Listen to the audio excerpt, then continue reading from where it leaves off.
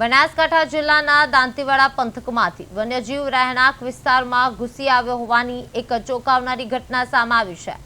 દાંતીવાડાના ગાંગુવાડા ગામે મોડી રાત્રિના સમયે એક હિંસક રીંછ અચાનક ગામના રહેણાંક વિસ્તારમાં ઘૂસી આવ્યો હતો અને ગામની ગલીઓમાં આટાફેરા માર્યા બાદ આ રીંછ ત્યાં આવેલા એક મોટા ઝાડ પર ચડી ગયો હતો। વહેલી સવારે ગામના લોકોની નજર ઝાડ પર બેઠેલા રીંછ પર પડતા જ સમગ્ર પંથકમાં ભારે ચકચાર મચી ગઈ હતી અને ગ્રામજનોમાં દહેશતનો માહોલ સર્જાયો હતો। ઘટનાની જાણ થતાં તાત્કાલિક વન વિભાગને કરવામાં આવતા ફોરેસ્ટ અધિકારીઓ અને શૂટર્સને મોટો કાફલો ઘટનાસ્થળે દોડી આવ્યો હતો।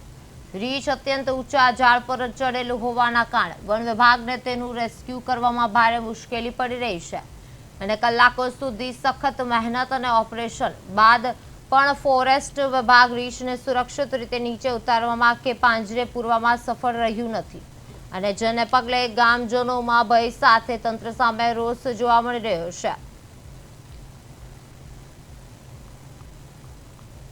ગામમાં રીંછ જેવું પ્રાણી આવી ગયું છે જે અમારા ગામમાં ઝાડ ઉપર ચડી ગયું છે જે વન્ય વિભાગના માણસોને અમે બોલાયા છે જે પકડી અને લઈ જશે એવી અમે માંગણી કરી છે। અમે રાત્રે 1-2 વાગે વન પ્રાણી રીંછ એક ઝુલાના ઝાડ ઉપર ચડીને બેઠું છે એમાં અમે ફોરેસ્ટ વિભાગને જાણ કરતાં એ પણ સ્થળ ઉપર હાજર છે।